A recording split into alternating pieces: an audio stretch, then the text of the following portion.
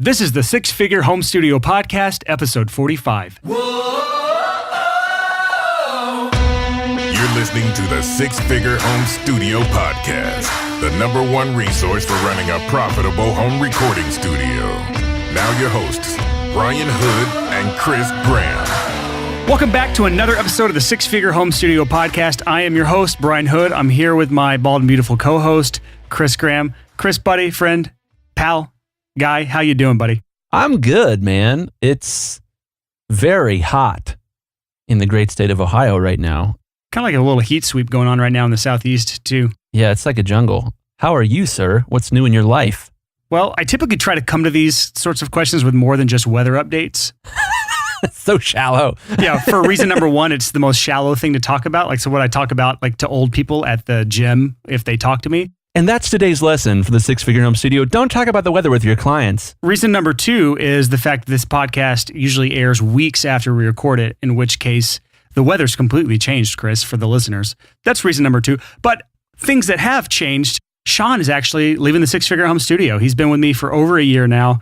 This is his last week as of the time we record this. By the time this episode comes out, Sean Barnes will no longer be working for the Six Figure Home Studio. That's the bad news. Good news is he's leaving because his studio has gotten way too busy for him to work 2 jobs. So it's one of those things that I can't blame him. You got to stick with your main business, and he's been with me for over a year. So kudos to Sean. Everyone listening right now, give him a round of applause for the year.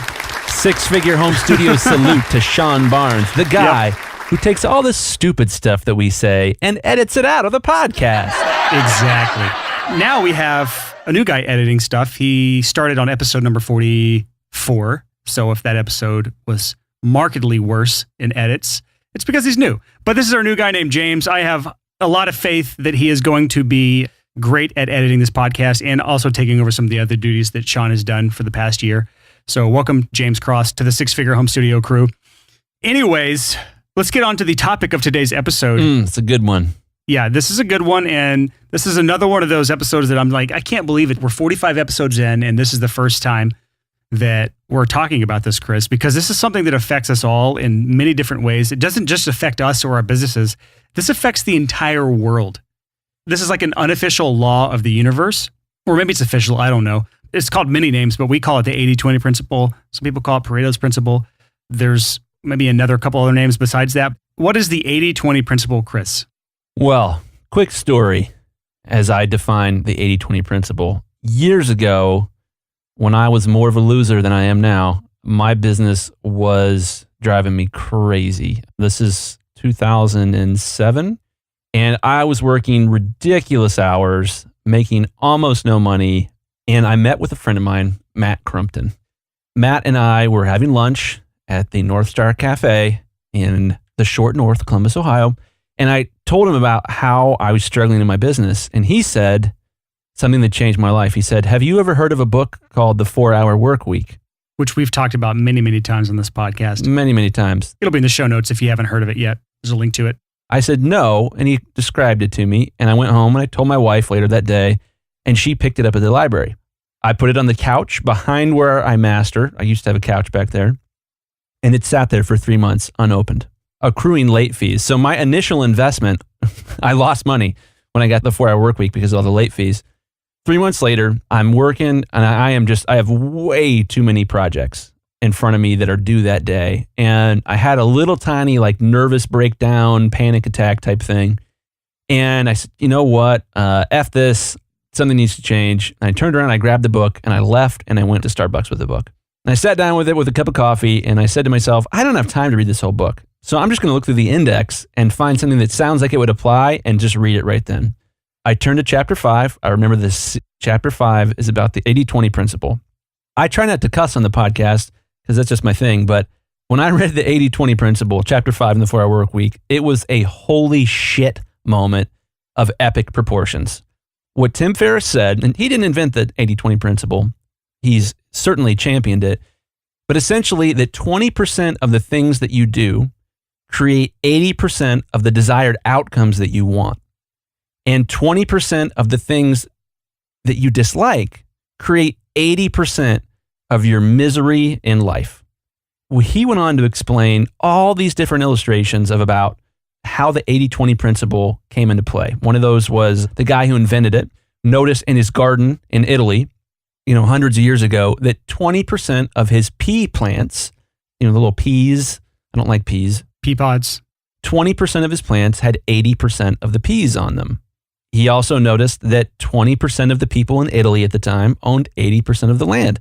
And he went on and on and on, and he couldn't find anything that he could not apply the 80-20 principle to. So here's the big take home. 80% of the money that you make as a studio owner probably comes from 20% of your clients.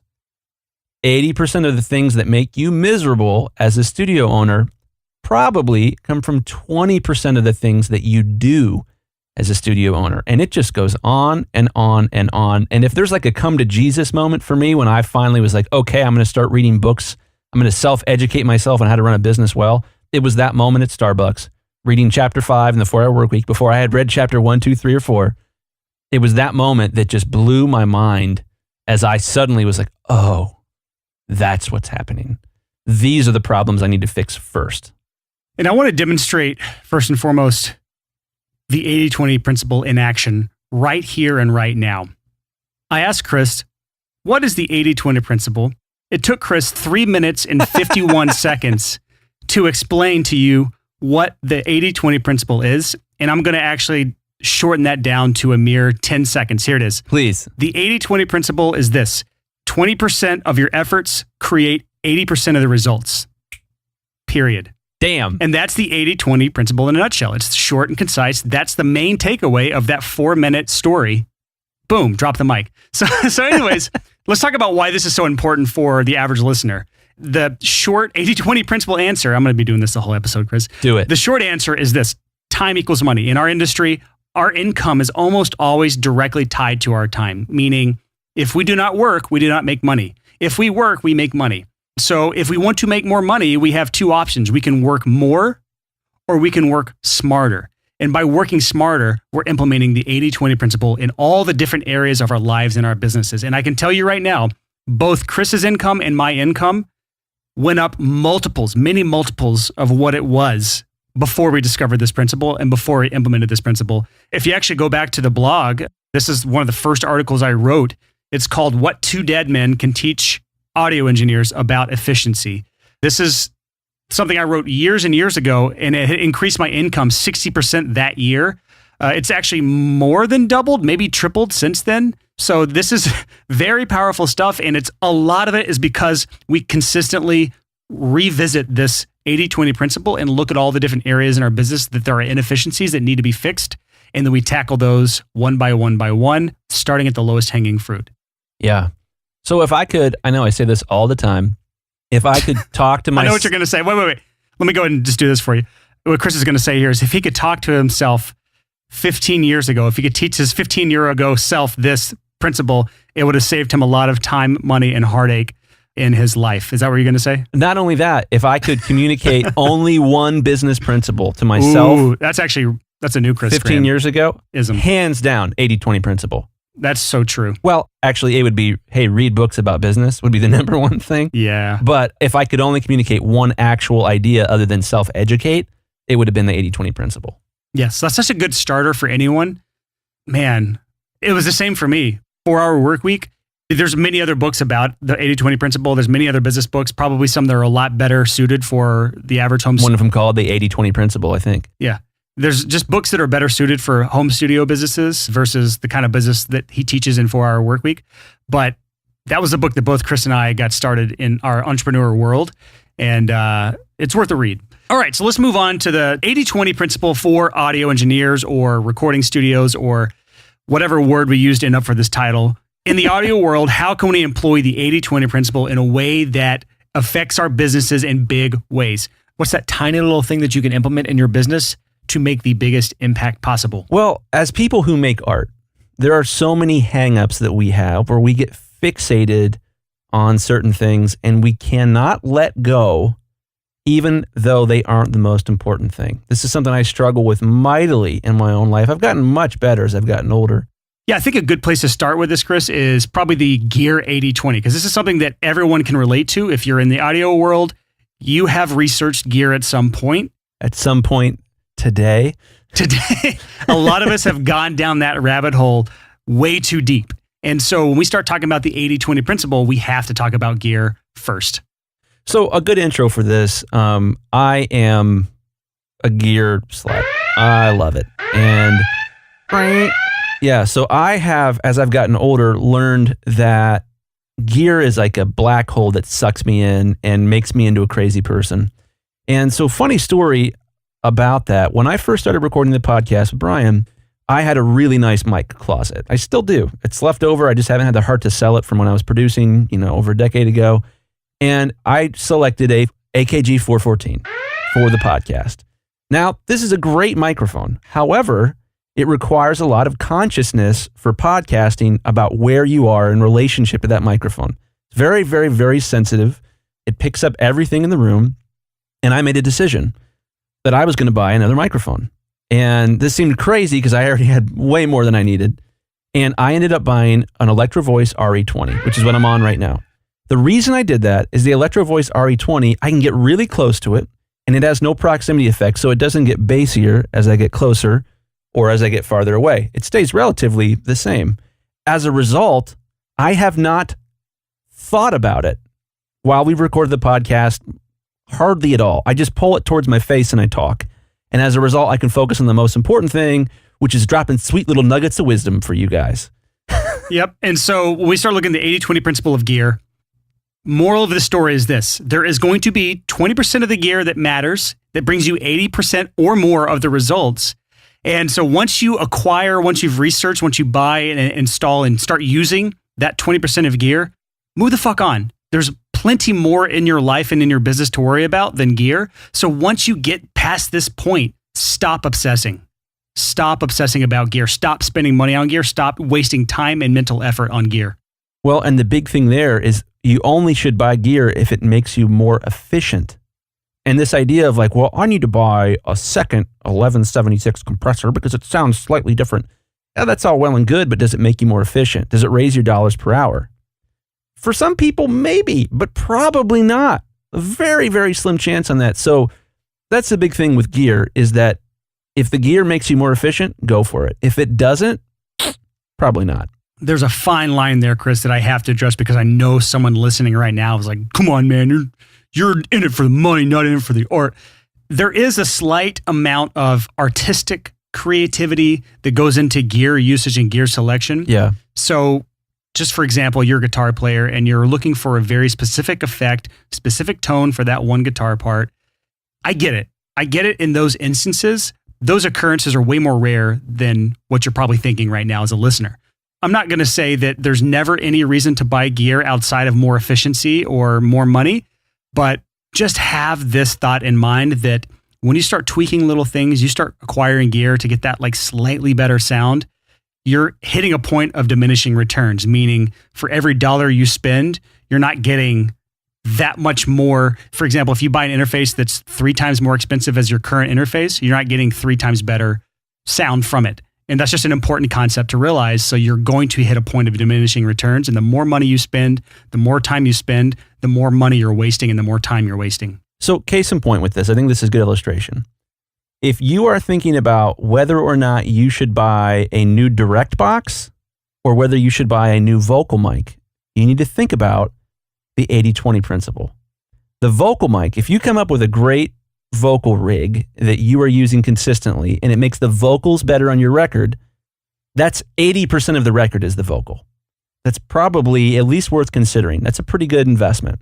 If you're working on something that is less than 1% of the record, people are going to hate on me for this, a new tom mic that gets used once per song for your genre. It's like boop, boop, boop, boop, boom. Oh, there's the new tom mic right there. Oh my gosh. You're going to sell so many more records and you're going to get a Grammy because of that tom tone that he hits one time in that song. That's a waste. So you need to look at this 80-20 thing in regards to gear and that 20% of your gear gets used 80% of the time. Ooh, that's another good way to look at it. But 80% of the time that you waste on gear is probably looking at improving your collection of gear that only affects the record 20% of the time. Tops. Did I say that right? Yeah, I think you said it right. I 100% understand and agree with what you just said, that you're going to waste 80% of your time on 20% of your gear. That's the bottom line. And you're going to use 20% of your gear 80% of the time. That's the other bottom line. And I don't think we need to touch on this anymore, because I think if you've been listening to this podcast for any amount of time, you understand that. This is why we have the Gear Slut Alert. It's because our focus as a six-figure home studio inherently has to be on business. And neither of us believe that gear beyond a certain point has anything to do with it. I've seen people argue and troll about having millions of dollars of gear, and there is some perceived value difference there between a small, lean home studio and a massive multi-million-dollar facility. But at the end of the day, it's a very much a diminishing return past a certain point. And that's all we need you to understand for this episode. So moving on. Actually, let me throw in one last little piece here. I promise this is worth it. What I find is that when I don't want to face the truth, when I don't want to do the hard work, that 80% of the way that I will procrastinate is by looking at gear. Yep. That's some people's personal battle. Not mine, but that is definitely, from what you've told me, that is your personal battle when it comes to time procrastination. Yeah. I'm constantly convinced that, if I just had this one more piece of equipment, I could do this one thing. And it's funny, when I got into music initially, my uncle warned me about this. He said, I would have probably been successful in music if I hadn't gotten distracted by the gear. I'm like 14 years old when he told me this, and it hit me like a ton of lightning. And I only barely heeded his advice, much to my detriment. Can we talk about hit you like a ton of lightning? Is that a thing that people say? Usually it's a ton of bricks. Let's move on. All right. That's I didn't. It hit me like a ton of bricks. But there we go. From now on, that's a motif on the show. I'm going to say it hit me like a ton of lightning. That's a lot of lightning, because lightning doesn't weigh very much. No, it doesn't. All right, so let's move on. This is one that I probably should have saved this one for last, but I wanted to get into it. I can't wait. It's 80% of your money in the studio comes from 20% of your work, or the services that you do, or the tasks that you do each day. There's a million ways of looking at it, but this is the gist of it. Look at your entire day, let's just say a 10-hour day. 2 of those hours make you 80% of your money. 2 of those hours. And that might be 5 minutes here, 10 minutes there, 20 minutes there. But 2 of those hours are going to bring 80% or more of your money. And this is powerful, because when you start looking at that 20% of the work that's bringing in your dollars, it's going to change the game. This is what really increased my income 60% back in, I think this was 2014 when I wrote that article originally, and has increased it more than 2 or 3-fold since then. This is the thing I look at as much as humanly possible, is what am I doing that's bringing in income? And then how can I get rid of or automate or delegate or quit doing altogether the other 80% of work? Powerful stuff, man. So as a mastering engineer, the 80-20 for me is that if I'm adjusting a compressor or an EQ on a song, I'm bringing my A game. That is my wheelhouse, and that's why people hire me. I'm good at that. However, when it comes to like fade outs and song spacing in between songs and fade ins and all this stuff, I could probably teach my 8-year-old how to do this, but I still do it myself. And so I'm kind of confessing here, this is one of those things where it has nothing to do with my bottom line, but I still do it myself. It doesn't fall into that 20% that creates 80% of my revenue. Does that make sense? So my question is, why do you still do it? I need to create a system so that I can have my assistant do it before my session, so that when I come into the session, that all the gapping and fade outs are already done. And then I'm approving it as a... Yeah, so this brings up a quote that I want to tell you. I'm going to scald you right now, Chris. Please do it. That is what's known as, at least in our world, minimum wage work. You wouldn't actually pay minimum wage for that, but for all intents and purposes, in our world, that's minimum wage work. Someone's fresh out of audio school that barely understands how to work a DAW could figure out how to do that if you show them, right? So to me, that's minimum wage work. And the quote I heard was, as long as you keep doing a minimum wage work, you can't expect to ever earn more than minimum wage. That will always continue to drag your average income down. And I know you make more than minimum wage, Chris. So what I'm saying is the time you spend doing that stuff is dragging your average hourly income down. For sure. And I'm guilty of this too. I'm just using this as an example for the podcast. There are things that I do. If I sat and thought, I could probably think of very specific things, but there are things that I do every day that is bringing down, it's basically not the highest leverage things in my life, the highest income providing things that I'm doing. And if you can eliminate those or hire someone to take those things off your shoulders or automate those things, because that's what you've done a lot of is automating. If you go back to Chris's episode number 2, he talks a lot about the automation that he implemented in his studio to eliminate a lot of things in his life. But as long as you keep doing those things yourself, you're hurting your income, man. It's true. It is something silly that I need to figure out a system and train someone to do it, because anybody can take the last 30 seconds of at the end of a song and snip that down and fade it out. Yeah, so actually, let's use this for a teaching example. If you were to, let's just say, whoever's listening right now, look at your business, whatever it is that you do. What is the core that you do that brings the most value? In my business, as a mixing engineer, it is making shit sound the way people want it to sound in the heavy music world. So I have a very specific guitar tone that I have in my niche, very specific drum tones that work well in heavy music, bass tones. There's just like different areas that only I know how to make it sound like a Brian Hood mix, and that's what people pay me for. In your world, people want a Chris Graham master. They want it to sound like a Chris Graham master. They want it to sound however they want it to sound. I don't know enough about mastering from your point of view. Clear and punchy. Right. What is it? What would you say to someone who has discovered that one thing that they know is their high income activity? Once they've discovered their high income activity, which for you is compression or, really doing the core of the mastering process, what would you say to someone when they're trying to get that other stuff off their plate? Like for you, it's going to be hiring somebody to do fades. Talk them through the process of what you're going to do to get that off your plate.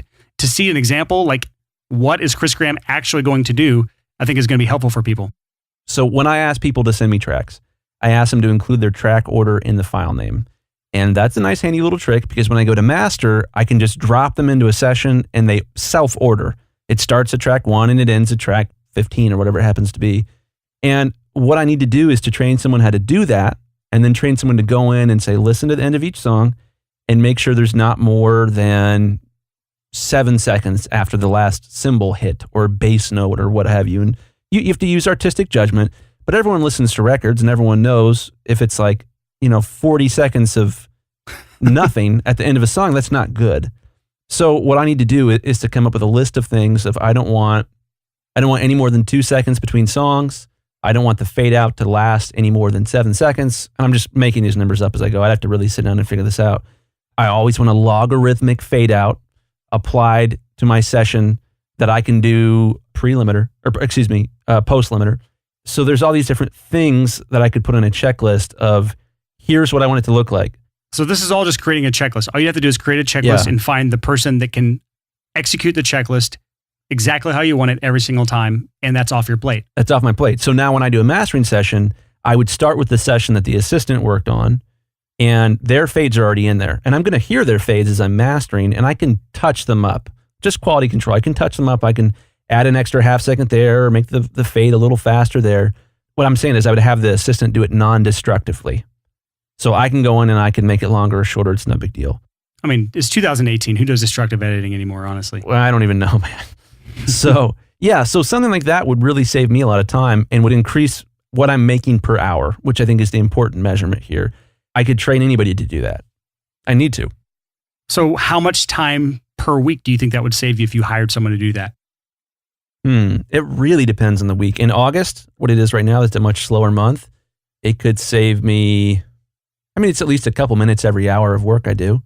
In like January or February or March, when things get really crazy, I don't know why they always do in the wintertime, it would really save my life because I could focus more on the actual art, the compression, the multi-band compression, the EQ, etc., and having conversations with clients, which is so much more valuable to me. It's so much more enjoyable.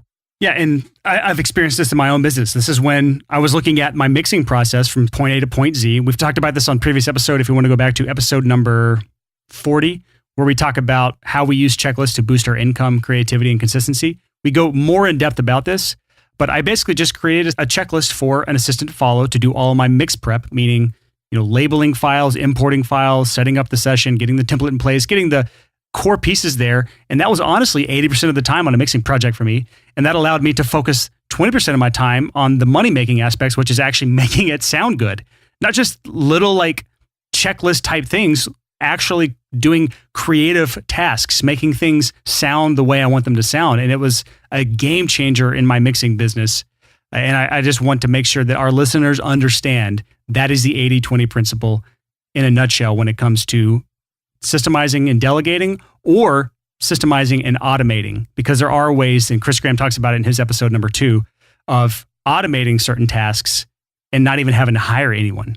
Well, and the component there that's important to understand too is that this 80-20 principle is probably more important in our creative industry than it is in others, because our best work is done when we are in quote unquote flow state. When we're in flow state and nothing interrupts the creative process, you hit this magical mode where you make all good decisions for a long period of time, and it is glorious. Yep. There's a book called Deep Work, if you want to look that up. There should be a link to it in our show notes. If you go to the sixfigurehomestudio.com/45/45, we'll have a link to that book. Deep Work goes into that concept of flow state. Yeah, when you hit flow state because you've automated or systemized everything out, you've taken that 20% of your work that causes 80% of your exhaustion and or miserableness. When you've gotten rid of that, your misery, when you've gotten rid of that misery, you can focus on flow state. Flow state is your 20% that does 80% of the results. And let me tell you what, speaking as someone who I feel like my systems are pretty polished, when you do nothing but creative work for hours at a time, nothing interrupts you, it is the most glorious thing in the world. Now, when I leave a mastering session, I feel rejuvenated and energized. Before I had figured this stuff out and before I had figured out how to get into flow state by eliminating the 20% that was causing 80% of my misery, I would not leave energized at the end of the day. I would leave exhausted. And that story actually leads into our next bullet point here with the 80-20 principle. And that is exactly what you just said. 20% of your problems are going to bring in 80% of your headaches. Meaning if you can just solve that small 20% of issues that you have, you can eliminate 80% of your headaches and misery from your life. Yeah. So case in point, tough love here. Brian, if you could attribute all of the weird audio issues we've had recording this podcast to one piece of software, what would that software be? Studio One. Oh, come on. It's Pro Tools. Pro Tools, probably. We haven't had that many issues. Not really. that many issues, but if it's something where it's like, oh, that's weird, it's not working for some reason, it's a Pro Tools issue. Pro Tools is so freaking finicky and has been for 20 years. So I feel like you're putting undue judgment maybe where it's not due. No offense to any Pro Tools users, just my experience has been that almost anything is more stable than Pro Tools. The music industry was built on the back of Pro Tools. Just clip my mic. Oh man. Many a tear was shed over a, hard drive error. Or it would take me a while to list all the potential problems that can come up that you just don't have with, say, Logic or GarageBand. All right, so elitism aside, let's actually look at, let's talk about the process behind spotting this, because if you don't know to look for this, you will never find it. So and this is going to be different for every single person. So you, the listener, are going to have to really do this work in your head right now. But think of the last shitty day you had at work, or not your day job, or you can do this with your day job, actually. This goes with all areas of life, relationships, or anything. But your last day in the studio that just sucked. Why did it suck? Or better yet, look at the last series of things that sucked and try to find the single point of failure. We actually talked about this on episode number 38, how to 10x your business by identifying and eliminating your single point of failure. If you really stop and think about what is the single thing that's causing those 80% of the issues, you can really make your business more enjoyable. You can make your studio more enjoyable. And it also carries over to your profit, your bottom line, because if you can eliminate those problems, it may keep relationships intact with your clients. It may keep people coming back to you where they may not have before. And this can be so many different issues. It could be your social skills. It could be your communication skills. It can be Pro Tools. It could be a bad preamp. It could be bad microphone. It could be gear. It could be your girlfriend. It could be your wife. It could be anything. So who knows what it is for you? But if you can find and eliminate, or at least part with, when it comes to girlfriends, don't eliminate your girlfriend, just part with your girlfriend. If you can eliminate the things that are bringing in 80% of the headaches in your business and in your studio, this goes a very long way. It really does a lot to not only make your life more enjoyable, your business more enjoyable, but it also brings you clarity and peace of mind, which can translate to many other areas of your business and life. Yeah. So case in point, here's a nice little gear tip that we don't really give out on the podcast. We don't have a gear tip alert. And I do a gear tip alert. If you are using a computer that doesn't have a solid state hard drive as its boot drive, there's a great 80/20 for you right there. Almost everything you do is affected by your computer and how well it runs. And if you're running on a hard drive that reads and writes at 50 megabit per second versus an SSD that reads and writes at like 350, 500 megabits per second, they're so cheap. The Samsung one is really, really good and super cheap. That's an 80/20 right there. That's something that will affect every moment that you are in the studio if you're having weird computer issues. You know, if things are taking a while to load or things are unpredictable or something like that can really have an impact and can help you make better art. One final thing to touch on related to this problem here is when we start talking about relationships with artists, this is actually one of the most important parts about running a studio is this is a relationship business. If you're a mastering engineer like Chris, you have relationships with many, many people, and you also have relationships with people that bring you many, many projects. So you have audio engineers that will just feed you projects throughout the year. And it's incredibly important to maintain those relationships.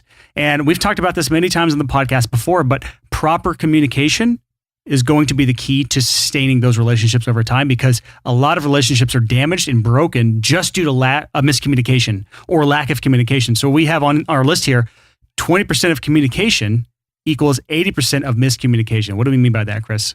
Well, case in point, I have a friend of mine who's working with a large client right now, and the client gave him very specific instructions on the phone. And my friend carried out those instructions to a T, and then the client came back and said, "That's not what I told you to do," and got really angry about it. And this is a common problem for this friend of mine. The 80/20 right there is that 80% of his miscommunication is resulted from the phone, from taking project details over the phone. So, one of the things I do, this is very, very easy. If a client calls and wants to discuss a project or revisions or, whatever, they'll explain it to me and I'll say, "That's awesome. I really appreciate that. Would you please email me what you just said?" Just so I have it in writing and that there's absolutely no opportunity for miscommunication. Yes. That's huge. That one sentence can have massive impact on, oh, that's awesome. I can totally do that. I can totally turn the snare up on the third song. I can turn the kick drum down on the fourth song. Hey, would you just email me and remind me to do that? I'm out of the studio right now. We worded it, I think, a little confusing. We said 20% of communication creates 80% of miscommunication. I think a better way of wording this is more like, we could just say 20% of your systems create 80% of your miscommunication. Or let's just say, I would say 80% of miscommunication is caused by 20% of communication. Okay, that makes sense. Yeah, I like that better. There's just a lot of different ways to word this. We're still working on the outline. But think of the point in your head is, if you could just get 20% of your communications right, you eliminate 80% of your miscommunications. That's really the bottom line here.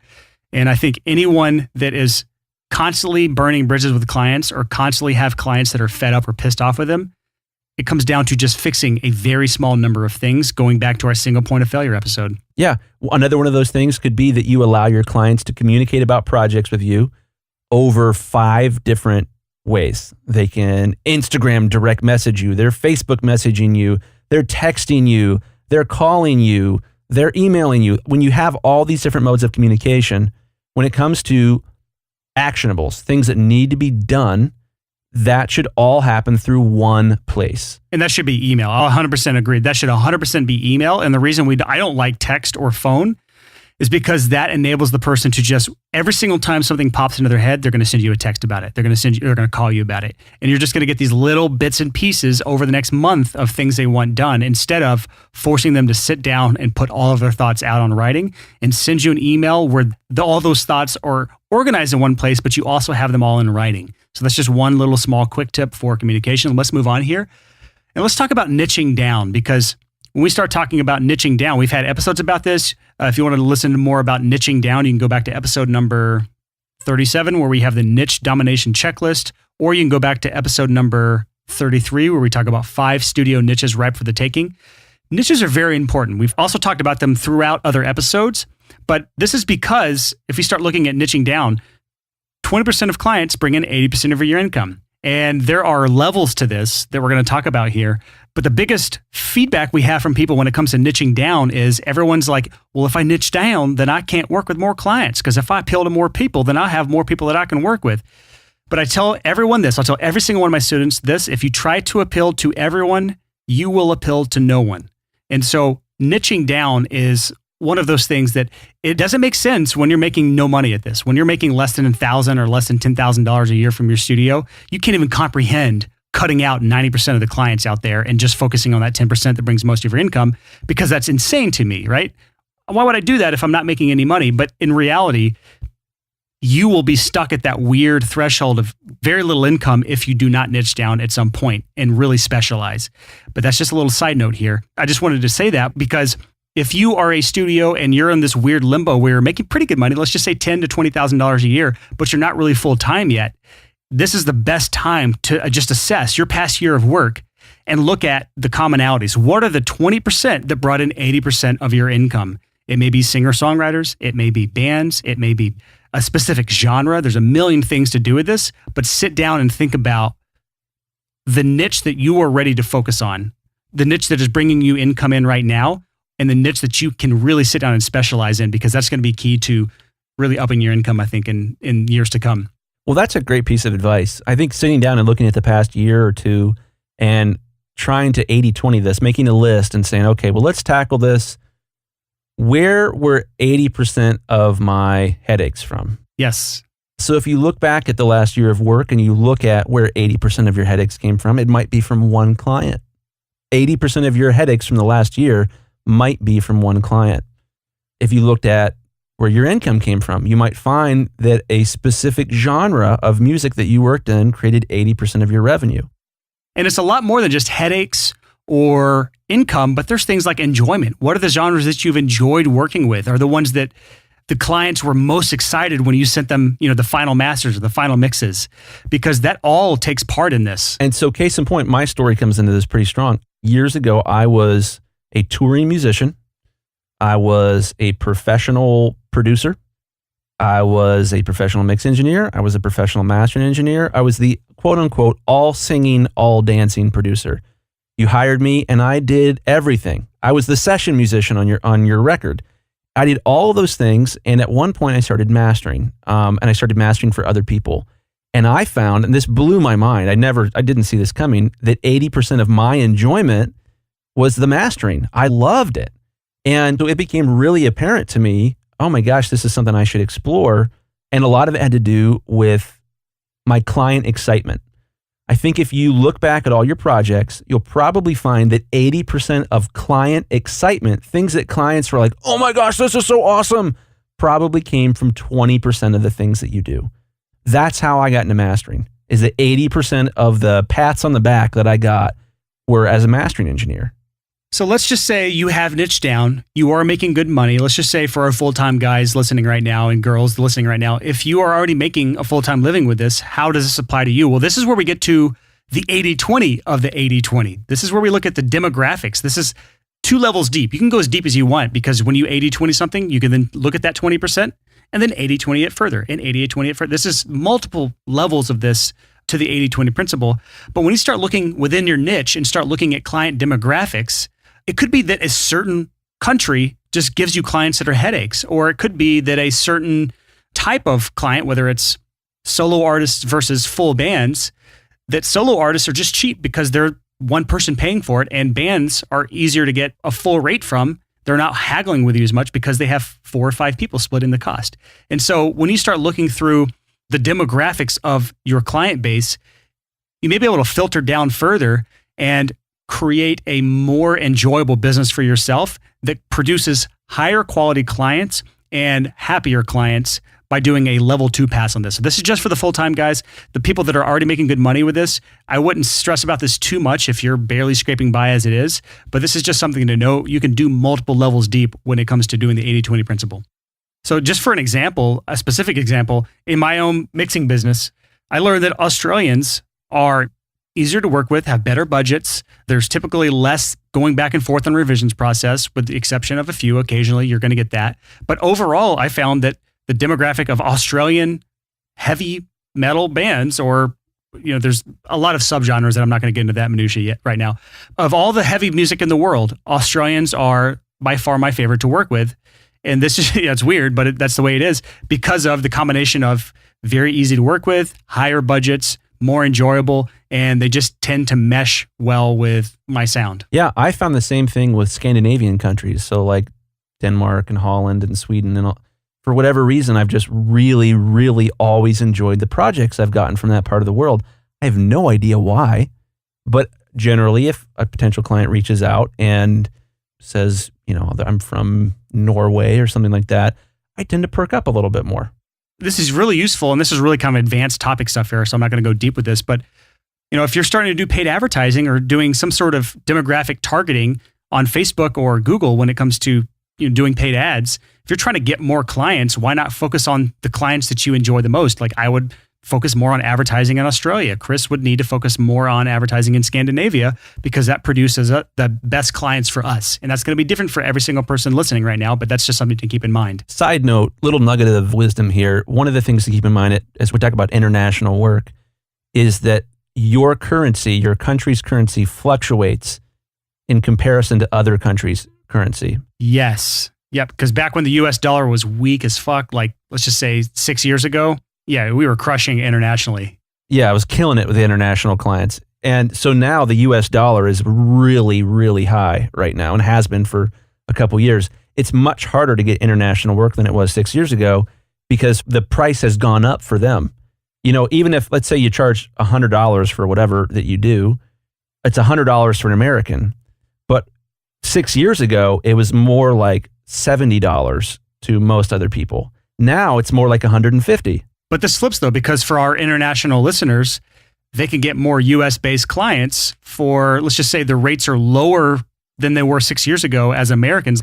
If I were to pay $1,000 for, let's just say an album master 6 years ago, hiring someone in Europe with my US dollars, I'm going to get a lot more buying power of my $1,000 now in 2018 because the euro has fallen compared to the US dollar, the British pounds have fallen compared to the US dollar, and that gives me more buying power. So that's good news for Europeans or really anyone else who has... other than us. Yeah, other than us, because now they can charge more in their own local currency, and there's no perceived increase for us as Americans. So if you have a large client base of US citizens, or you want to start focusing on US-based clients, this is good news. So let's move on now to our final topic here of the 80-20 principle, the final area in which you should look at employing the 80-20 principle or doing really an 80-20 analysis is what we call this, is in your personal life, because this spills over in every other area of your business, life, enjoyment. And this is just so important to just take this concept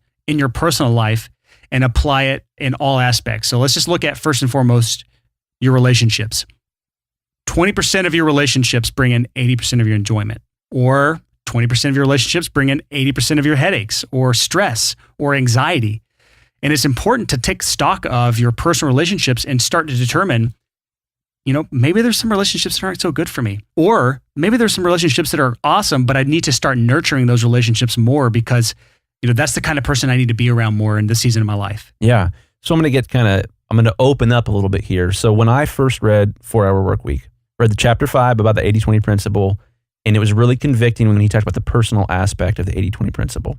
Basically, 80% of the toxicity in your life is from 20% of, and many times less than 20% of the people that you know. I read that and it hit me like a ton of lightning. Yes. There was a guy at the time I was working at a church. This dude was the pastor, and this dude was bad news. He was without a doubt 80% of my anxiety and 80% of the headaches I had. And it just was really apparent to me when I read this book, this guy is bad for you. He's toxic. And you actually talked about this guy on episode number 30. Did I? 11 highly effective negotiation tactics any audio professional can use. Because we talked about the negative negotiation gambits. Oh, yeah. Talk about him. The unethical negotiation gambits. That was the guy you were referring to in that episode. Yeah. So it really hit me like a ton of bricks that like, hey, man, this guy is toxic. This guy is dishonest. And this guy has a double life. And you need to cut him out of your life. And when I did, it was a huge relief. So if you have a situation personally where you have a toxic friend or a toxic coworker or whatever it happens to be, that is applicable to this podcast because it has a huge impact on you as a business owner. And more importantly, it has a huge impact on your happiness, which is the point of having a kick-ass business, right? It's not about an ego boost. It's about building the life that you want. So looking at your relationships and recognizing, there's an individual or there's a type of, maybe it's talking politics, creates 80% of your stress relationally, then don't talk about it. Yeah. Or maybe you like making really politically charged posts on Facebook. And then you get all anxious and you argue with people that you haven't talked to in 15 years for the rest of the day. And that ruins your life. Those are very specific examples, Chris. Yeah, but very true. You're probably thinking of exact people in your mind right now. I certainly am. Because I can think of some. People I love dearly that need to get off Facebook. We all know that person. Okay, so now when we talk about personal stuff, we have to talk about your personal physical health because, again, we've talked about this in the past, but your diet, your physical, exercise, diet, just your well-being physically will carry over into business. There is no denying that. There are studies on this. And so you have to talk about this. But people, when they start talking about like, I'm out of shape, I need to get in the gym, or, oh man, I'm fat, I need to lose some weight.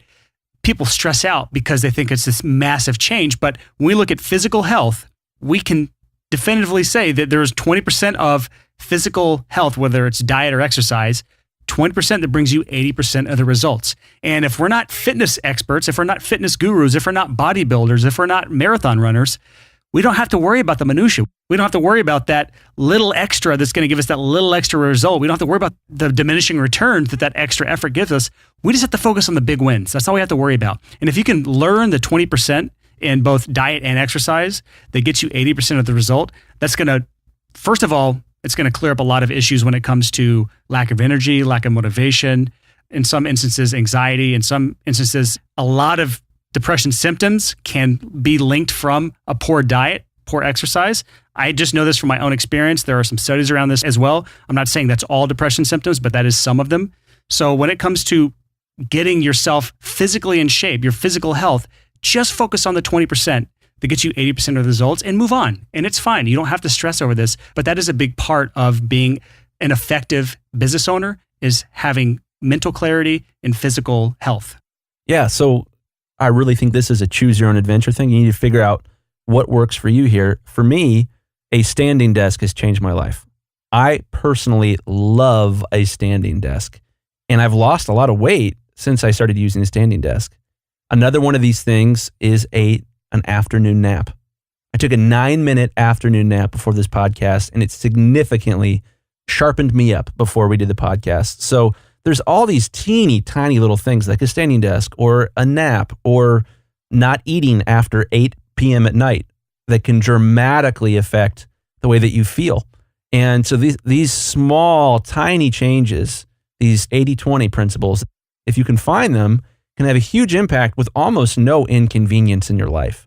Yeah, I want to make a recommendation. If any of you are trying to go on a little health journey, go check out the Model Health Show. It's a podcast. So if you're listening to this podcast, you already have an app that could download that. There's several episodes on there that were eye-opening to me that I've kind of gotten that podcast recently. There's like 300 episodes, so just scan the titles and find one that works for you. But there's a lot you can learn that are small changes in your life that can make massive impacts. And that's really what matters here. All right, so just to kind of wrap this episode up, let's do a quick recap.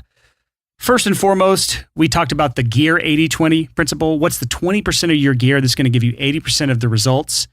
And realistically, it's probably more like 10% of the gear that gives you 95% of the results. It's a disproportionate amount of results from a very small amount of gear. So find what it is for you and your business and then move on, because there are a lot more high leverage, big picture things to focus on in your life. Hashtag Apollo Twin from Universal Audio. There you go. I've got an Apollo Twin right in front of me as well. They're so good. All right, next we talk about the 20% of your work in the studio, 20% of your in-studio work that brings in 80% of your money. The challenge here is to take an assessment of all the stuff you do throughout your day and think about what is the high income earning activities and how can you do more of that and less of everything else. Then we talked about 20% of the problems in your business bring in 80% of the headaches. So how can you solve that 20% of problems? How can you prevent that 20% of problems from ever occurring in the first place? And then you're going to eliminate most of the stress in your business. How easy is that, right? It's a lot harder than that, actually, because it takes some self-awareness and some self-assessment ability to be able to find that 20% of problems that bring in 80% of the headaches. But if you do the work, that is a huge payoff if you can do that. And then we talked about the 80-20 principle when it comes to niching down. What's 20% of your clients that bring in 80% of your income? And if you go a step further, what's 20% of those clients that bring in 80% of the income and enjoyment and satisfaction and excitement? And then finally, we talked about personal health. What's 20% of, let's just say, relationships in your life that bring in 80% of the fulfillment? Or what's the 20% of toxic relationships in your life that bring in 80% of the stress and headache and heartache that you should maybe be cutting out of your life? Then we talked about physical health, which is what's 20% of the diet, exercise that you can do to bring 80% of the results so that you feel more energized to do your job every day, day in and day out. And that is it, really. At the end of the day, there are a lot of things we talked about, and there's a lot of different ways this looks in your business, but I would highly encourage all of you to assess the 80-20 principle of this episode, because 20% of this episode is going to bring you 80% of your results in your business. So what is the 20% of this episode? What's the one thing out of these 5 things we talked about that is going to bring the biggest results in your business? Focus on that first. If your life is a shit show, focus on that. If you're stressing about gear, if you're researching gear every day, focus on moving on from that. There's going to be a different story for every one of you, but just figure out the one thing from this episode that's a takeaway and only focus on that. So my little 2 cents here, Brian, that was just so great. It's so true that there probably is 20% of this episode that's going to have 80% of the impact of this episode on your business and on your life. I would say, we've talked about this before in the past, I think one of the best tools you can have at your disposal is what I call a do not do list. It's the complete opposite of a to-do list. It's things that you are not to do. Excuse me, that's what I call it, a not to do list. If you're listening to this and you're thinking, oh my gosh, I spend 3 hours per day on sweetwater.com and I'm trying to go... Or Gear Sluts. Or whatever.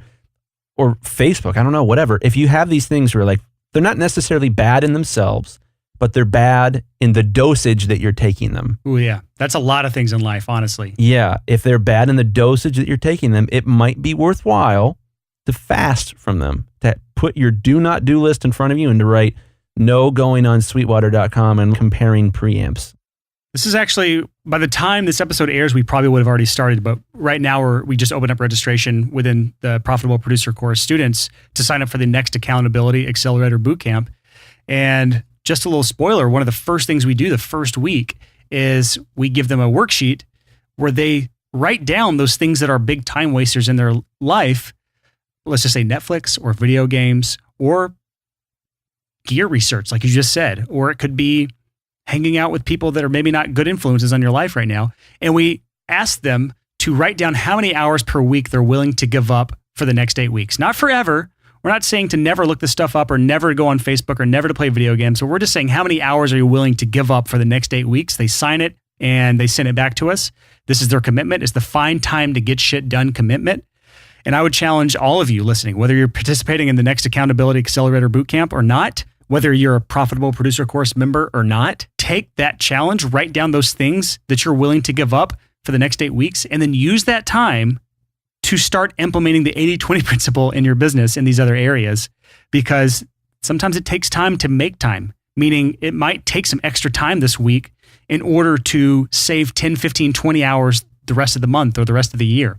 So you have to invest a little time up front to get that return on investment later on. So I don't want to go too far off the deep end with this, but just understand that too much of a good thing is too much. So, Facebook, nothing inherently wrong with that. But if you spend 2-3 hours a day scrolling around on that, that is a huge time waster. That's time you could spend in your business working on systems or automation or elimination or delegation. There's just so many ways this could pan out. Yeah. So one other little tidbit, if you have an iPhone, the new iOS is coming out really soon. And the new already got the beta, iOS 12. So do I. Yep. iOS 12 is great. And it has screen time. Yes, I love that feature. It's incredible. So you can look at your phone and see how many hours you've spent in different apps and on different activities within your phone. That makes it really easy with the new iOS to look at it and say, oh, 1 hour of gaming on average per day. Yeah, this is one thing I was looking at. It gives you like a weekly update as well. It'll pop up and say, this week you did this, and you swipe and you'll open it up and it'll say, you picked up your phone an average of 150 times a day or something crazy, like an insane number. Yeah. And so I've managed to like reduce that over the last few weeks by like 20% a week.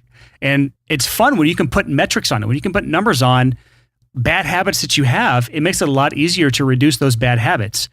For those of you who are not on iOS, or for those of you who want to track your bad habits outside of your phone, there is an app that I wholeheartedly recommend. It's on our resources area of the Six Figure Home Studio. If it's not, it should be. It is an app called Rescue Time. And if you're on iOS, it doesn't work on your phone. But if you're on Android, they also have a mobile app. And what this app does is it installs on your computer, it installs on your Android device and your laptop as well. It watches your habits, what websites you're visiting, what apps you have open, what games you're playing, if you're playing games, and gives you a report every single week of how much productive time you're using, in Pro Tools or in whatever DAW you're in, and gives you another report of your negative time, how much percentage of your time is spent in not so good areas, on Reddit, on Facebook, on insert distracting thing here.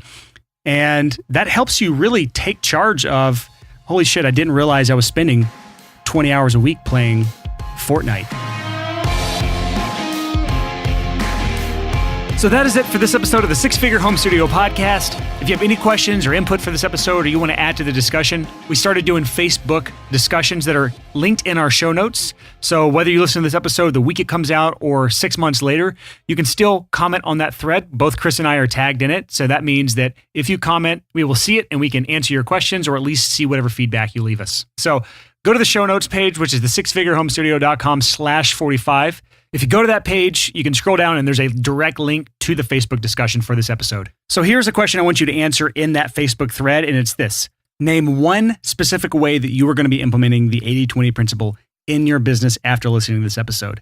Go to that Facebook thread in our Facebook community, which is linked in the show notes. Answer that question, and Chris and I will be reading those answers. So next week is a very special episode because we got to sit down with none other than Graham Cochran, founder of The Recording Revolution, who has millions and millions and millions of YouTube viewers.